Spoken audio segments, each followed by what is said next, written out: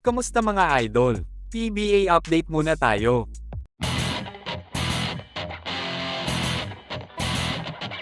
Mukhang magkakatotoo na nga ata ang pinangako ng number 1 overall pick ng PBA na si Stephen Holtz na makakapasok na ang Terra Firma Jeep sa PBA playoffs ngayong season. Nakadalawang sunod na panalo lang naman ang Jeep sa kanilang kampanya sa pagsisimula ng Commissioner's Cup mga idol. Tinalo nila nung nakaraang laro ang Blackwater Bossing, at ngayon naman ay nabiktima nila ang NLEX Road Warriors na kamakailan lang itinalo ang powerhouse team na San Miguel Beermen. Nakakagulat lang dahil sa first 2 games ni Stephen Holtz, hindi talaga naramdaman ng Jeep ang impact ng kanilang top rookie sa pagsisimula ng PBA. Sa katunayan, nakalabing 1 puntos lang siya laban sa Batang Pierre kung saan siya unang nakalasap ng talo sa liga. Sa laro naman ng Jeep laban sa Blackwater, naka 7 puntos lang si Holtz na sobrang nakakadismaya para sa top overall pick ng PBA. Mabuti na nga lang at maganda ang pinapakita ni Wami Chongson at JV Gomez de Liano para sa Terra Firma kung saan sila ang naging top scorer ng koponan. Pero ang pinakamagandang performance sa ngayon ng Terra Firma ay ang pagkapanalo nila laban sa NLEX Road Warriors. Medyo nakakagulat lang dahil hindi inaasahan na maipapanalo ng Jeep ang laban dahil kakagaling lang ng NLEX sa panalo laban sa powerhouse team na San Miguel Beermen.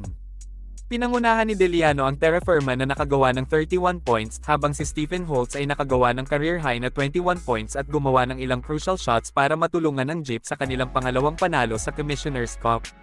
Nakasurvive sila sa performance ng super import ng NLEX na si Thomas Robinson na gumawa ng 40 points na siya ding dahilan para matalo ang NLEX sa laban.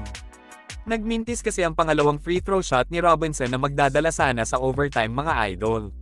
Sa iba pang balita, delikado na naman ang sitwasyon ngayon ng NLEX superstar na si Kevin Alas matapos ma-injury sa first quarter ng laro laban sa Terra Firma. Hinihinala na isa na namang ACL injury ang natamo ni Alas ayon sa kanyang head coach na si Frankie Ling. Malaking kawalan na naman ito para sa NLEX dahil si Kevin Alas ang kanilang top scorer sa koponan. Sakaling ACL injury nga ang lumabas sa resulta ng MRI ni Alas, ito na ang kanyang huling laro sa season na ito mga idol. Maliban kay Alas, nasa injured list din ang isa pa nilang star player na si Brandon Ganuelas-Rosser. Medyo matatagalan pa din ang pagbalik niya sa court kaya malaking problema na naman ito sa kampanya ng NLEX sa 48th season ng PBA. Panigurado na gagawa ng paraan ng NLEX para mapunan ang pagkawala ni Alas sa koponan at posibleng humantong na naman sila sa isang trade. Dahil nga sa paulit-ulit na pagkaka-injury ni Kevin Alas, may posibilidad na pakawalan na siya ng NLEX dahil nakakasira lang siya sa kampanya ng koponan. Kamakailan nga ay lumabas din ang pangalan ni Alas sa isang trade scenario kung saan posible siyang bumagsak sa Converge kapalit ni Quincy Miller na kinuhang interim import ng TNT habang nagpapahinga ang nagbabalik import na si Ronde Hollis Jefferson.